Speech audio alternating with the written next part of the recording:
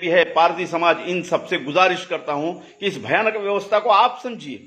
नुकसान आपका बहुत है। मुसलमान तो है वैसे भी 15-16% जो होगा, लेकिन इसके व्यवसाय कौन से है? ये व्यवसाय को तुम छू नहीं सकते, या ये व्यवसाय कोई छीन नहीं सकता। जैसे पंचर की दुकानें आप थोड़ी छीन पाओगे।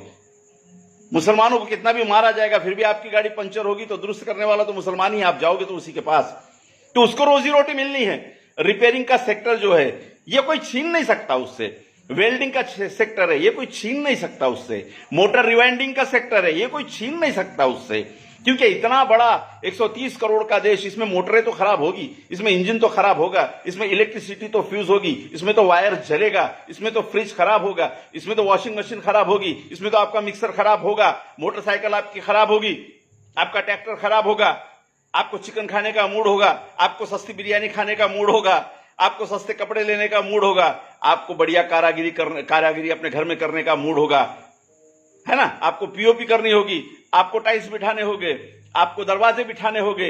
ये सब सेक्टर में मुस्लिम बहुसंख्यांक है और ये सेक्टर उससे छीना नहीं जा सकता, क्योंकि यहां दिमाग से ज्यादा पसीने का काम है, मेहनत का काम है, और ये मेहनत का काम मुसलमान करता है। इसलिए सरकारी नौकरियां तो छीन गई उससे बड़ा इकोनॉमिकल सेक्टर तो छीन गया है। अब ये बड़े इकोनॉमिकल सेक्टर में, बड़े प्रशासकीय सेक्टर में, गवर्नमेंट के सेक्टर में जो संघर्ष चल रहा है वो अगड़े हिंदू वर्सेस पिछड़े हिंदुओं का चल रहा है। लेकिन अगड़े हिंदू पिछले हिंदू को अधिकार और भागीदारी न देने के लिए बीच में मुसलमानों को डालकर दिखाते रहते हैं कि पिछड़े हिंदुओं, तुम्हारा सबसे बड़ा दुश्मन मुसलमान है। अरे मुसलमानों के पास में नौकरियां नहीं है और वो किसी ऐसे अधिकार के पोस्ट में नहीं है कि हिंदुओं की नौकरियां नकार सके।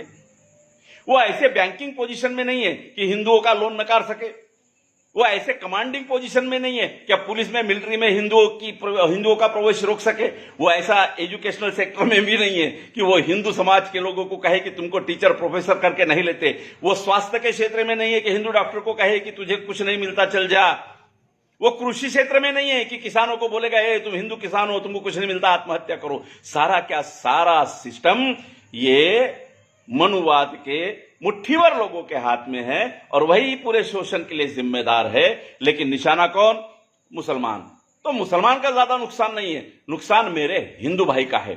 और ये हिंदू अगड़े वर्णवाद के वर्ण सृष्टि और वर्णवाद में पिछड़े हुए शूद्र मेरे हिंदू भाई, इनका जो संघर्ष है, इसके बीच में मुसलमानों को जबरदस्ती डालकर उनको विलन बनाकर पिछड़े हिंदुओं का शोषण किया जा रहा है। इससे इस समाज में बड़ा प्रॉब्लम 2019 में दिखाई देता है कि अर्थव्यवस्था तहस नहस हो गई। यह अर्थव्यवस्था तहस नहस होने की वजह भी यही संघर्ष है। यह संघर्ष से ग्रामीण क्षेत्र का रोलिंग रुक जाता है। मॉब लिंचिंग से केवल एक आदमी की मौत नहीं होती है, वो पूरा एरिया दहशत में आता है।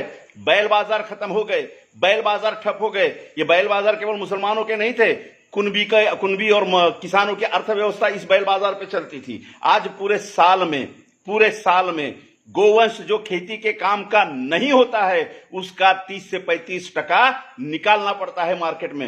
ये 30 से 35% जो मेरे किसान भाई है, हिंदू भाई, उनका वो गोवंश है जो खेती के काम का नहीं है। उसे बेचकर ही वो नए खेती के उपयोग में आने वाले जानवरों को खरीदता है। लेकिन वो पूरा क्या पूरा मार्केट ठप पड़ा है। जो चमड़ा 700-800 रुपए में जाता था, आज 20 रुपए में भी कोई नहीं लेता है।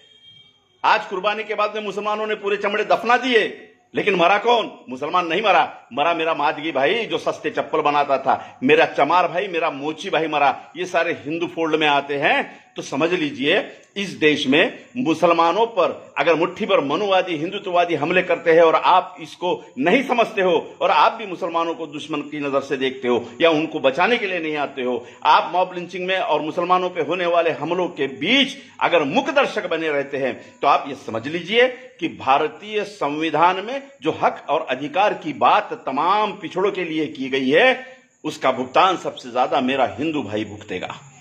मुसलमान तो भुगतेगा, वो भुगत रहा है। पिछले 73 साल में अगर आप देखें तो जेलों में सड़ा, 73 साल में आप देखोगे तो दंगों में मरा, 73 साल में आप देखोगे तो शक की बुनियाद पे 10-10, 15-15 साल जेलों में गवाए। शक की बुनियाद पे आप देखोगे तो कहीं नौकरी में नहीं है, कहीं बैंक में लोन नहीं मिलते। मरा नहीं, जिंदा है। क्यों? कि वो पसीना बहाना जानता है, वो मेहनत करना जानता है। और जिस बिजनेस सेक्टर में ये है, अरे भंगार की दुकानों से उठे उसे क्या हटा पाओगे? तुम लगाना चाहते हो भंगार की दुकान, लगाइए।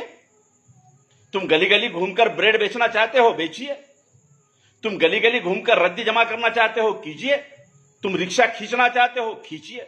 तुम ऑटो में पूरी जिंदगी बिताना चाहते हो, बिताइए। तुम बाटले जमा करके उसमें से रोजी रोटी कमाना चाहते हो, कमाइए। मुसलमान मेहनत पे जीता है, और मेहनत पे जीने की वजह से वो बाकी सेक्टर में नहीं है, वो ऐसे शोषणवादी सेक्टर में नहीं है जहां हिंदू भाई का शोषण हो। इसके बावजूद भी एक खेल कि हिंदुओं के पिछड़ेपन के लिए मुसलमान जवाबदार, इस देश के लिए मुसलमान जिम्मेदार, ये बात के लिए मुसलमान जिम्मेदार, वो बात के लिए मुसलमान जिम्मेदार। मेरे हिंदू भाई, होशियार हो जा, वरना महात्मा ज्योतिबा फुले, शाहू महाराज, छत्रपति शिवाजी महाराज, डॉक्टर बाबा साहब आंबेडकर ने तुम्हारे लिए जो काम किया है, वो काम ये मुट्ठी भर वनवादी लोग बर्बाद कर देंगे, और तुम फिर पेशवाई के गुलामी में आने वाले 500, 600 न जाने कितने सालों तक फिर लपेटे रहोगे। इसलिए सावधान हो जाइए। धन्यवाद।